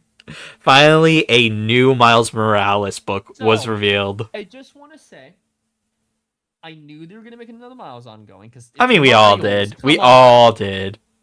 We were just wondering So, when it was going to so, happen. so I want to tell you two. Like, okay, so when I did a little thing. We made a short of this of like, Hmm. um, the the creators that I wanted for the series. And let me repeat what they are. Hmm. My predictions were Brian Michael Bendis and Sarah Pacelli. They're not doing it. I hope Sarah Pacelli at least is a variant cover or something. That would be cool. Tom Taylor and Federico Vicentini, which is my dream team. Nope. Evan Narcisse and Simone DeMeo. And that's where the monkey paw curls. Simone DeMeo is attached to this book as a cover artist. Oh, Great. shit, Underutilizing shit. your best talent. Yeah, should have Let me been just them say on the so. book. I did not pick Evan Narcisse just because he's a black writer. It's because he had some rep to him. He wrote Batman Static Beyond and some other Hmm. stuff. Like Batman Static Beyond is a really fucking good series. However, I think it's what I felt like people were gonna see my pick of Evan Narcisse as, just the other black writer at Marvel, because Cody Ziegler already wrote him, so bring the other guy in. No, because if I was to say that, it would be the current writer that's attached to Miles right now, which is, let me get his name up really quick. It is Brian Hill. Oh no. Marvel. What? It means more. Say that one more time. You turn to a robot. Brian Hill is the new writer of Miles. And that's where I feel like they probably only brought him in because he needs work and he's a black writer. That's kind of it. Like, Evan Narcisse is a super good writer. Like, I think he would have been a better fit Uh huh. and fulfill the we need a black writer for Miles since Cody Ziegler did it. Hmm. But it really seemed like they only picked him because he was like, yeah, he wrapped up with EBP. Let's bring him into Miles. It doesn't seem an inspired choice. What seems even more uninspired is Nico Leon. So I didn't know who this guy was at first. Yeah. And then I looked into it. He did like 15 issues of the last Miles Morales, Brian Michael Bendis pre 616 merge Oh yeah. run. So it was Ultimate Spider-Man with Miles in it, and then it was Ultimate Comics Spider-Man, and then it was like Spider-Man, just like adjectiveless Spider-Man, just Spider-Man in the Ultimate line. And that was Miles Morales. It seems like Nico Leon drew like 15 issues of that. And I'm like, okay, let's see what his like style is like. Let's see what he. Uh huh. It's not good. The art style's kind of meh. It's not great, honestly. It's maybe I'll be proven wrong because he also drew a lot of Miss Marvel for some reason. Maybe they picked him because of that, and he drew Miles before. It doesn't really sound like a very inspired choice to have Nico Leon. The only picked him was, yeah, I drew Miles before. Okay, bring him on. They didn't craft this team with love and care like I did with Bendis and Sarah Pichelli, or Tom Taylor and Federico, or Evan Garcia Simon DeMeo, or Gary Dugan and Jonas Scharf, or hell, it would have been fun if they brought in Joe Kelly and John Romita Jr. Not really, but like it would have been a one that makes more sense. Yeah. It's like, oh yeah, just bring in the Spider-Man team in again. Just do that. He needs more work. But no, it just seems like a grab bag. Like I'm gonna hold my judgment. Uh huh. I'm gonna pick up the series regardless of the writing because I'm a Miles simp. I have to buy everything he's in, except Spider-Versity. And I will say this: I thought for a while that I would have to buy Spider-Versity in order to get a new Miles series. Now that that happens, I am not reading Spider-Versity. I am not picking it up. I'm not reading it. I'm not buying it. We have a new Miles ongoing. I will read that. Hell yeah. But there's a part of me that thinks, well, is this going to be another 10-issue flop? I hope I don't not. think I don't think so because Miles is a brand name character. He's one of the big characters now because he's in Spider Verse. Uh He's huh. in some of the cartoons. He's in like Spidey Musing Friends. He's a big character now. My question is, will it go past 42 issues?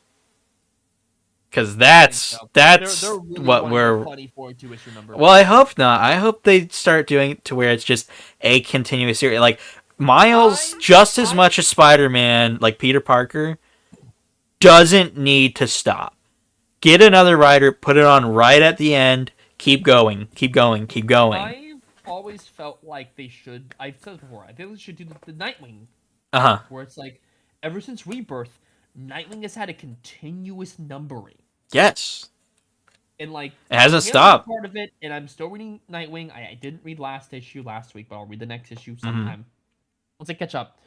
Um, after Tom Taylor left, they didn't just make a new volume with Dan Waters. No, Dan Waters came in with the numbering. They just continued it. Well, you know what's even more insane is Nightwing doesn't have like 3 movies, a video game, and 2 video games. Miles does.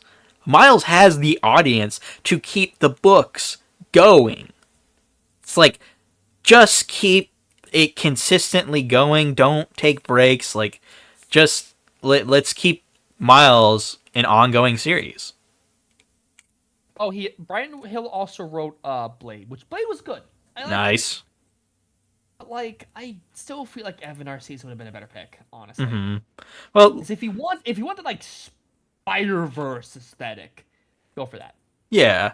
I'll try and pick this up and see how it'll go too, because I want to see Oh, how this guy does too. I'm already gonna sub to it. I asked my local comic shop if like I can sub to it, and even the solicit is out. The variant covers, no, the variant covers have been announced, but there isn't any images.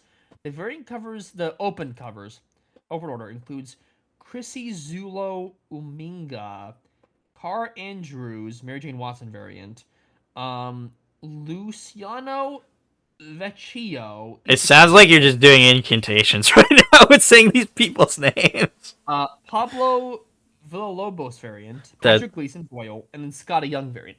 I'm kind of curious to see what the Scotty Young ooh, variant yeah. is like, That'll because be he's writing interesting. Lobo, and he's also also an artist. Yes. Um, but yeah, I'm gonna buy it. I'm gonna see how it goes. I'm a Miles simp. I have to buy everything he's in, except Side Diversity. Fuck that. But it's coming out in August. We still have time to see maybe a preview. Yeah. I saw, like, I read the preview of Zatanna, which is coming next week. Oh my god! Yeah. Oh my god!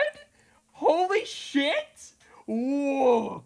Oh. Anyway, I kind of see what the Miles ongoing has, but I'll give it a shot. But I think the choice is kind of uninspired, especially the artist.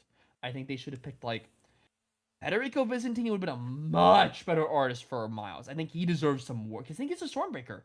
I think he's a Hmm. Stormbreaker artist. I think so. Like Yeah, give more of these like new artists some really cool stuff. Maybe they're trying to like Gura make Hero, them I think is do also a stuff. Stormbreaker. I think. Which is weird cuz Guru Hero has been in the game for a while. Yeah. So, It was Gura maybe Hero or Toki Momo who did the Jeff series. And speaking of Jeff, we're getting a new Jeff mini. hell yeah. We I love need to see what. Jeff. So it's called. I think it was called like. Let me look. I think it's called Jeff the Land Shark Superstar. It's Oh, a sweet. mini. I don't think it's a one shot because they've been releasing like physical versions of his Infinity comics. Hmm. Do you think they're This is gonna release any of the physical comics with? Because there's the Aquaman one, the Aquaman and Jeff one. I'd love to have I like a don't think physical of so. that. It'd be cool if they did with like the digital Marvel and DC crossovers at some Maybe. point. But Jeff Landshark Superstar. This got a solicit recently. Jeff has been kidnapped. Mojo's determined to create the latest hit show and sends the Marvel Universe into an uproar when he kidnaps beloved pet slash friend of heroes, Jeff Landshark, and his klepto companion, Ken. So we see What? on the cover, and I'll send you the cover, Uh huh. there's a little pink dude on top of Jeff. I don't think I've I ever think seen this this. I think this is the Ken they're talking about. There's a little octopus guy. Yeah, he's like new. I love Oh, this art. it's Toki Toki Tokoro? Toki Tokoro. That's the guy I'm thinking of, not Toki Momo. Toki Tokoro. That's the Stormbreaker guy, I think. Ah, okay.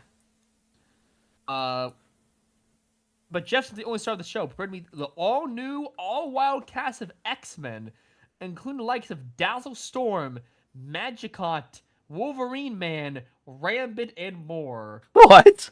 And this is not a this is not a. I guess this was announced last month. I just saw, but I want to talk about it anyway because I like Jeff. Um, this is not a reprint of the Infinity Comics. So this This is is a a brand new thing. This is a new either a Jeff one shot or a Jeff mini. I think this is Jeff mini. Nice. So comes out in July. I think it's a mini because these solicits have only been released past July. Okay. We don't have anything for August. So I mean, any amount of Jeff content, whether it's small or big, is just going to be worth it. We we love that little guy. but what else do we have for the Spider-Man Noir is getting a tie-in Noir? It's a one-issue comic, but they're releasing it to coincide with the show that's going to be coming out on Amazon Prime. And this issue is also going to be coming out in black or in like black and white or color. So you can choose between the two, just like how you're going I'm, to with the show. I'm gonna read it in color. I'm gonna watch it on black and white, but I'm gonna read it in color. I might read it in the black and white just to see how it is, because I do kind of like black and white comics a lot. Like, I may also try the first episode color black and white and see which I like better. yeah, it'll be interesting to see both. I think a black and white will fit the show better for like what time period it's in, but it'd be cool to see it in either way. I do like them giving that option between the two. We also have a sneak peek of what's going to be happening after Marvel Infinity Wars, which is the sequel to Godzilla versus the Marvel Universe, which he's going to be, I guess, going into the multiverse after he's fought all the people in the galaxy. So he's going to be still infected by the null stuff, is what it seems like. And we're just going to get like a bunch of times where he's fighting people across the multiverse. So it's like a trilogy now of these books. I wonder if they're going to do anything else after this. If they do, I don't know what they're going to top it with. You know, like multiverse is kind of like you've hit the top of like ideas with this. Yeah. We got news that Jim Lee, he revealed why like Hush 2 was not coming out on time, and it's actually because of like health reasons why this book was not coming out. Let me get the article here where he talks about it. Yeah, he talks about it, and he also talks about how he's rethinking about his like work life balance, which honestly, good on him because we've talked about it multiple times, right? Where it's like, Jim, why are you taking on a book, or why are you taking on like another project that's like you have to illustrate this month by month, and it always ends up becoming, I thought you know, it was always delayed because yeah. he's the fucking president of DC. No, no. Well, it's that, and like he has a big ass family too. So, he said, "I've been reluctant to share personal health matters publicly, but I also want you to know why these last two issues have taken so inordinately long." Two issues, just one more. I think he said why these last two issues. Oh, the yeah, Yeah, okay. like why both of these are taking so long. Last summer, I was diagnosed with I was diagnosed pre-diabetic, the result of decades of poor decisions and work habits, way too little sleep, way too much stress, and way too many late night carbs in under deadline. So he wasn't taking care of himself really well, and he was also like overworking himself too much. So that led to him getting in the condition that he is in. He said the biggest adjustment has been losing the fifth gear. I used to rely on the 10 p.m. to 4 a.m. grind that powered books like Justice League and Suicide Squad. Lee says, now I cap drawing at 1 a.m. and force myself to work during the day on weekends, but those hours are only 25 to 40% as productive as my old late night form, and then beating yourself up because you're not delivering the speed and results you expect from yourself made drawing particularly frustrating and at my lowest moments profoundly depressing. Aw. Which kind of sucks. Like, yeah, it does stink. He's getting older, but he also has like, you know, a lot of other responsibilities on his hand, and taking care of yourself is also really important.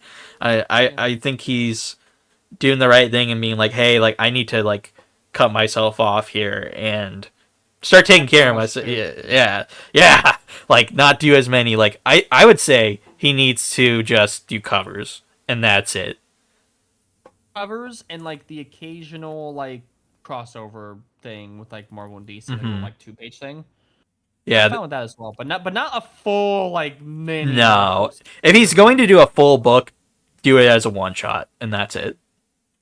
I would not mind an occasional not Jeff, Jim Lee Jim. one shot. Yeah, it's just that he works himself too much. He's got too much going on. Like too big of a family, too big of a responsibility of being like the president of fucking DC Comics, and you know, you can't draw with that amount of time of like everything else taking up so much. It's just like let's manage our priorities here, you know. And I do think like realizing like his health was also a problem too is like a good thing. Like I said, is him just being like, okay, yeah, we need to stop. I need to stop like pushing myself so hard. So I'm Yes. glad that that finally came to light. So now we know what was going on for so long with the Hush 2 stuff. Do you want to talk about this with Marvel raising their prices of comics, Yeah, we might which as is well. unfortunate. It's already such a high price for these books. I was looking at future Marvel books via solicits, and I noticed that some of them have been raised from 4.99 or 3.99 to 4.99. Mm-hmm. 3.99 has been the standard when it comes to just regular, non-alternate universe, non-anniversary, non-flagship issues. Like Wonder Man was from like 3.99 to 4.99, and I've noticed people from League of Comic Geeks also noticed this. I think this is absolutely a Disney thing where they are trying to milk all of the money from Marvel because Marvel's not Mm-hmm. doing great comics wise. Because you know why? Because they cancel shit too early. They Oh, here's a fucking do. Eddie Brock Carnage. Oh, cancel the 10 issues. Oh, here's Old Universe. It's selling better than ASM. Cancel it. Fuck that shit. We want ASM better. We don't want Mary Jane and Peter Parker getting back together. Fuck that shit. No good creative ideas. Mary Jane Venom? Bad idea. Let's do it. Let's roll with it. Uninspired Miles Morales team. Sure, go for it. It's like they're just not doing great when it comes to comics because they need more money, so they're raising the price. Yeah. DC, on the other hand, has always been good with pricing. And we Yeah. even talked about this where if you want to get like a paperback of like the first volume of a DC book, even Image 2, it's usually like $10. Yeah. 10, No bucks. $15. Depends on what Well, book 15, you're 15 getting. to 20 is what Marvel prices their trade paperbacks now, which is kind of Yeah, the with how much content you get in a Marvel book, we've always said it's like so little for so much. It's like Jesus, like why are we paying for like this much when it's not a lot of content? it's not great. Yeah, and now it's But getting even worse with them doing that for all the single issues. It's like, okay, I might as well just wait for the trade, but the trade's also that actually makes me wonder, is that going to affect the trade paperbacks now too? Like, are those going to be even more? Like, is like a 5 issue collected volume going to be like $30 now? Which it almost is. It's like $25. It's really crazy. yeah, I'm not entirely sure honestly, but Yeah, this is not a good move for them, especially with DC doing so well. yeah, I don't know. Well, besides that, Yeah, DC's just been better in terms of comic yeah, output and pricing and everything, and especially Image. I want to get into more Image stuff. I just don't know where to start. yeah. There's a lot of well, I mean, you're It's starting with Radiant Black Radiant Black. and Radiant Black and Exquisite Corpses, and that's kind of it for now. Yeah, we need to Maybe I'll find get into more more like series. Massive stuff. Yeah, yeah. I'm not reading Youngblood. There's a Bad Rock ongoing, and it's like, I don't want to support Rob Liefeld, but Bad Rock's always been my favorite of Youngblood's cast. Yeah. Well, speaking of DC, Yeah, we got a I teaser still have not seen of the Clayface Clayface. teaser, but I've seen clips of it. I've It seen like I some watched it. guy in a hospital bed. He's damaged. It's very much like small amount of stuff we get to see, but like what I'm seeing I kind of like. In the trailer you see this shadow of a guy like raising his arm and it turns into like the classic Clayface, like turns his hand into a giant ball with spikes. And I'm just like, "Oh, this is so cartoony." I love that. So I hope it's kind of like it's Mike Flanagan who's doing this movie, who has gotten nothing but praise for like, doing Doctor Sleep. What else did he do? He did The Haunting of Hill House. He's done a few things that people just really really liked. But I'm hoping he does good with this. I'm excited for it, and I hope it captures like horror but also comic goofiness, because that part with the shadow like really had me excited. The poster's really cool too, with like his mouth opening but it's like falling apart a bit with the clay, like he's trying to open it and it's just like nope. And then him wiping his face off like in the trailers too is really interesting. So I'm excited to see what they do with this story. I like that it's being done through a horror lens because it fits for this character. So Yes. I can't wait to see more. And then to finish off for this episode, I want to talk about Invincible. Wait, how The long are you new, recording for? We have been almost recording for 2 hours. It's an hour and 44 right now. Quarter episode! Yay! We tripped it down. Yeah, we did. We're doing a little bit better. We're trying to be better about it. But All right. season So 4. season 4. I So let me tell you this. I'll Mhm. say this because I haven't seen this. I'm not going to touch on this. Yes.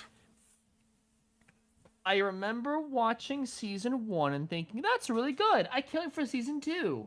And then season 2 took 4 years. Yes. And then you mentioned it before the podcast. You said now they're pumping them out like every now other. they're pumping out yearly, and it's like, And where was this? and that's actually a problem because in one of the episodes, it was the episode before the last one, somebody pointed it out. There were a couple animation mistakes. There's literally a scene where Tech Jacket hits somebody, and in the background you can see them floating, and then another character's like going towards them, and that one character just like blips out of existence. It's just gone. Yeah, you can look it up. And then there's another point where a character gets killed, and Mark's face just changes into like Omni-Man's face. It's really bad. It's really bad. Yeah, the animation is really taking a toll. And it's either because they have these really big actors that are voice acting in it, or they just don't want to pay them for these episodes. Like, there are moments where it's shining, like Mark versus Conquest again, like the rematch for this season. Such a great animated part where they're just like choking each other out, and it's just like so visceral and violent. And I was just like, wow, this is amazing. The shading and everything's so good. And then the part where you have like all the Viltrumites fighting the Coalition was ass in like the second to last episode. It's like not shaded at all. The movement's really bad. Like I said, people's faces are changing. People just disappear. If that's what we have to look forward to for the next seasons, I'm not impressed. Like, there was a filler episode this season, and I did not like it. They introduced at the end of season 3 that Damien Dark was coming back. He was that demon character in season 1. Do you remember him? He was the one investigating, and he was like, "Oh, I got to figure out like who killed the Guardians." So he's reintroduced back again. They did a whole storyline with him and how he's fighting to get Satan back as the ruler of hell. And Satan's apparently not a bad guy. Like, he's actually a good guy. Also voiced by Bruce Campbell. Bruce Campbell. Yeah, he voiced him in it. It took me a minute to figure out who. Pulling like a Lucifer, like Neil Gaiman Lucifer. Kind of. I mean, at the end of the episode, they pull it, and he's like, "We might have to come to Earth and cause some terror here." And it's like, oh, so maybe he is bad. Like, whatever. But that whole episode is like a nothing burger. I'm gonna be real. Like, I was not interested in anything at all. Like, there's like one moment where it's like fine, like I guess, but the rest of it's like, why did we do this? Like, this wasn't in the comics at all. It was literally made for the TV show. And it was a whole episode. There was not a lot of cutaways. That, like, Invincible is straying away from the comics. Only with that. Only that part. The rest of it was adapting the stuff from the comics. Like, of course, there's small changes. Like, freaking Mark's not a white guy. He's Asian in the show, which I'm like, I don't care about that. But it was a change. So, what else was changed? Match the voice actor. Yeah, I'm sure it is, because Amber wasn't black in the comics either, and who she's voiced by is by a black person. So that's what they're doing, is like whoever is casted as this character, I think they race swap them, which I'm like, that's fine. It doesn't change anything in the story. So, but yeah, this season I don't know how to feel about it. There was a lot that changed, but there was also a lot that didn't happen in some episodes. Like, there's some episodes where I'm just like, okay, we're just sitting here not doing a lot. So the end of the season was good. I liked it. There was a lot of stressful moments. There was a thing that was annoying that kept happening where like Mark kept having like these panic attacks, and it was like so often throughout the episode where he thought like people were dying, like he just like imagined everybody dying, and it kept happening. And Thrag, like the leader of the Viltrumites, kept coming up, and he thought he was there. And by the end of and I knew by the end of the episode he was going to be there for realsies. And I was just like, okay, I get it. I get it. He's having a panic attack. I know he's having a panic attack. I get it. Just stop doing it so often because I know that this Panic isn't. attack from Puss in Boots. Yeah, except for like worse. I would say there's a great. I do like that this season introduces like, hey, Mark, you need to go see a therapist because like all the shit that you've gone through is fucking like not good. So Cecil like sets him up with a therapist. Also, just like brutal shit happening in this season. Like we lost Robot and Monster Girl. They're in another dimension, so they're building that storyline up. What else happened? There was like these octopus looking things that got on people's faces. They finally ended that threat because that was like a looming threat. Octopuses on people's faces. They were like alien sequins. That's what they were called. We remember when he went to Mars and they were like taking over the Martians and stuff like that. They fought them. They followed them all the way to Earth, and they were building them back up to this season where they took over like a whole city, and they ended up like the Guardians took out a bunch of them, but it was to the point where Mark was like, "I'm just gonna kill the host. Like, I'm sorry. Like, I just have to do that," and that's how he ended the threat. And everybody's like, Mark, you didn't have to do that. Like, he was an innocent guy, and it's like, he was just put in a situation where, like, I had to do it. I had to do it because, like, everybody's threatened right now, and there's, like, no other way of doing this. So, he's in a struggle of, like, should I kill people? Should I not? And last season, he was like, yes, I'm going to start killing people. He switched from the blue suit to the regular suit, which I'm majorly upset that they didn't adapt the actual blue suit, because the blue suit actually like has full-on gloves, which was a better look. They just gave him the fingerless gloves again. They recolored the costume. I was like, oh, you just recolored it for the show. You didn't want to actually like draw his gloves on him, I guess. I don't know. But yeah, he's got the regular costume back on. What else happened this season? The mummy guy again came back up. They're doing more stuff with that. I don't know where that's going.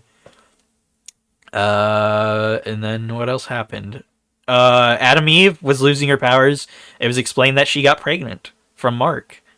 And while he was gone doing the Invincible War, she had to make a hard choice and have an abortion. So that was really rough. What the fuck? Yeah. Yeah, it was a really rough. What's going on in the show? It was basically, this show is like, see how much we can make Mark Grayson go through. And it was a lot. They also, Mark, Nolan, and what's his name? Thaddeus, the guy who's voiced by Optimus Prime. They destroyed the whole entire Viltrumite planet. Optimus Prime, like the Optimus, like the original? Yeah. What's his face? Thaddeus is voiced by Peter Collins. Peter Collins. Yes. Yeah. They destroyed the whole entire Viltrumite planet. Yeah, he died. He got his head ripped off by Thrag. Oh, fucking Peter Cushing. Oh, yeah. But yeah, Thaddeus did die this season too. He was also revealed to be the one who like killed off most of the Viltrumite race. He made like this like bio weapon that killed a bunch of them.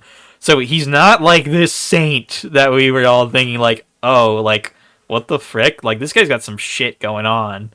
Like, of course he tried to kill Alan too, but like he did that to make him stronger. But yeah, he died, and then Alan becomes the leader of the coalitions of planets, and there's an epilogue at the end of the season where Thaddeus is like, you have to kill Mark Grayson, your friend, and Nolan, who's also your friend, with this stuff I left you. Nolan, the dad, had like a redemption arc. He's redeemed, yeah, now, right? Yeah. Oh my god, the end of the season, he and Debbie might be back together because Oliver, his kid from the other lady he got pregnant, like the bug Yeah. lady, he got fucking messed up. He got his arm ripped off, I think, and he's like in this tank just getting healed.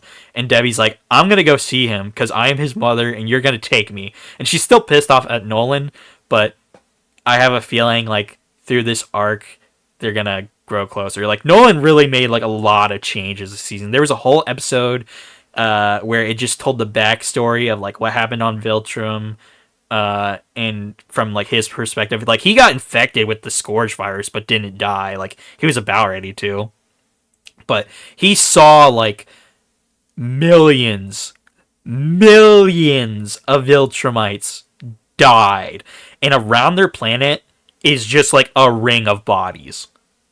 It's The fuck? yeah, it was very Kinda fucked morbid. up. Yeah, it was very morbid. So there's only like 40 Viltrumites left after the war too, and at the end of it, after they destroyed Viltrum, Thrag is like, "We're just gonna make our home Earth because we see that you, Mark, are a product of like, oh, we can make our race go on and they can become strong and stuff too. So you're not gonna do anything. We're not gonna harm you. Like, there's a truce here." And it's like even more stress on Mark. Like Mark was like, "There's gonna be like this bomb that's gonna go off, and like no matter like at some point these Viltrums are gonna like kill us." But no, like Thrag's like, "I'm just gonna make a truce to you that I'm just not gonna do anything. What I'm gonna do is just I'm gonna try to build the Viltrumites up again by like having us breed with Earthlings and make like hybrids, so then we can go like fuck off somewhere else at some point." Huh. But it's weirdly like he tried to comfort Mark because I think he felt bad for him because he's very much about like Viltrumite pride, and he's like, I feel Double bad, Viltrumites, yes. yeah, because he's like, "You're a Viltrumite too." And Mark's like, "What the fuck have I done?" Like agreeing to this. And he's like, "You literally saved everybody on your planet. You should be grateful for that." And then it just leaves Mark there. He's just like accepting that he just had to make like a deal with this guy. Like he's holding back like so much anger because he was just like, for what you did to like everybody, for what you like are about to do, like I I can't like say no to this. He says no at first, but then he's like, yes, because if I say no, literally everybody on the Earth is gonna die. Like 40 Viltrumites can destroy Earth easily. Because I mean, Right. three of them destroyed the home planet of the Viltrums. So, Yeah. but it was a crazy season. But at the same time, like I said, there was a lot that happened, but there was also a lot that I felt like there could be more. This episode, like some episodes, could be better. The animation definitely needs to be worked on. They already have season 5 recorded, so how about we hire some more animators? How about we like pay them better? Have some more time to animate things because like that example from that one episode where there was just a lot of animation errors really needs to be like an example of being like, we can't send out inferior product. We need an editor to be like, hey, this got fucked up. Like you need to go back and rework this because this is like one of the bigger superhero shows, like one of the best on like streaming services. So why are we failing at like a good product? You know what I mean? Yeah. It should definitely be like take some more pride that you're like one of the number one shows here. Do better for the fans too. So Yeah. Oh, well, that seems to be about it for today. yeah, I just wanted to give my thoughts on that season because I'd watched all of it and No, I you're was finally good. It I seems like next week, mhm. like next Saturday, is Free Comic Book Day. Yeah, we're gonna cover that at some point. So what I'm gonna do is I'm gonna grab the comics from Free Comic Book Day that may be like covered on the next week, but I'm Yeah, not gonna or read it in something. time. No. So We could just talk and like promote it and stuff though. You'd be like, go to your local comic store and stuff like that.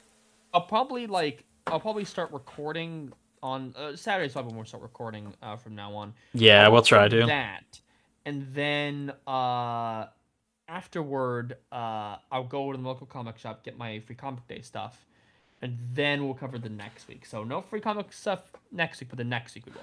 Yeah. But in terms of upcoming comics from Marvel, we have the Ultimates number 23. This is focusing on Thor and getting his revenge on Asgard. We have Captain America number 10. Wait, Captain America number 10. Yeah, didn't 9 just come out? Yeah. Isn't I guess this they're really rushed. Oh, right. It's because Armageddon's coming out soon. They're didn't really we rushing talk it. about it how it's like they've been like pushing these issues out like kind of closer and closer together now? Yeah. Crazy. Captain America number 10. Uncanny X number 27. Punisher number 3. Wolverine Weapons Armageddon number 3. Planet She-Hulk is ending. Generation X-23 is ending. Wicked Witch's Road is also ending, which is really nice. I like Wicked Witch's Road. We love I Wiccan. really, I really hope we get an ongoing for Wiccan. Ooh. I gotta promote the stuff for DC because there's a big book coming out next week. I got Wonder Man number 2, Doom 29. There's a new Doom 29 book, and there's a new Predator Bloodshed issue and a Deadly Hands of Kunlun issue. Hell yeah, I gotta catch back up with that. You tackle DC. Yeah, DC, we have Zatanna issue number 1. You're gonna be super hyped for that. Yes. We have this is actually a huge week for them. They got the Swamp Thing 1989 number 1 coming out, which that's gonna be like the Jesus meets Swamp Thing story that they couldn't do. It's one of them. It seems like it's gonna be like there was supposed to be a final saga, but that got canceled. Yes. And the first issue is gonna be him meeting Jesus. Yes. It'll be cool. We also have Batman Wonder Woman Truth number 1. I did find out. Yeah. It does not take place after Hush 2. It only takes place in between the first and second ones. Oh, weird. Anyways, book that I'm really, really excited for. Justice League Intergalactic Special number 1, which this cover has... Like the Pride Special? No, it is not the Pride Special. This is just an issue that has a bunch of intergalactic characters in it, but it happens to have two of them trans, yes. One of them like two is trans. We have Galaxy and we have Dreamer on the front, which they're going to be having their Sapphire Pan? No. Not to my knowledge. Okay. Yeah, she's dating Hal, or was going to marry Hal Jordan. So I've never seen her Bi/Pan people can date. Well, I've never seen her date a woman. That's my thing. That's what I'm saying. Okay. But anyways, yeah, Galaxy and Dreamer are gonna have their own like mini series where they're gonna be the Justice League. So buy this book to see like a preview of that where they're on a team. Image Comics seems to have a lot of really good stuff coming out, but none of them is Radiant Black. Nope. Rogue Sun's coming out, like, another Rogue Sun's issue is coming out soon. I do want to read that. That's Massive Verse. That's the other Massive Verse. What else is coming out? Yeah, there's just a bunch of Spawn stuff as always, which we don't read Spawn here. We should cover Spawn at some point in, like, an episode, talk about them. Like, we read the first 50 issues of Spawn. Was it really good, or was it really bad? I want to finish. I remember watched the first few episodes of the Spawn HBO series. We should watch that. The animated one. Yeah, that's really good. We should have a segment of the show where we watch a show at least together, like or a movie. Yeah, it's true. Because I'm watching a lot of TV shows. I'm watching Daredevil, Born Again season 2, which phenomenal. I'm watching The Boys right now as well, which I'm trying to think of what other shows are going on that are superhero related that I'm watching or comic related. But those are like the two that I'm watching now since Invincible is done. Oh, I'm catching up on Batman Caped Crusader. That one's actually really good. If you've never seen that, I highly recommend it because it's a really interesting look at like what would have the animated series been like if it was taking place when Batman actually started. So yeah, and then it's getting a season 2 as well. So I don't know when it's dropping, but I'm excited for it. Anyways, All right. Well, that's the we're gonna head episode. off. We got Everybody, short this time. Yay! yeah. Everybody have a good time. Go read some comics. And next Saturday, go to your local comic store and go get some free comics. All right. Bye bye.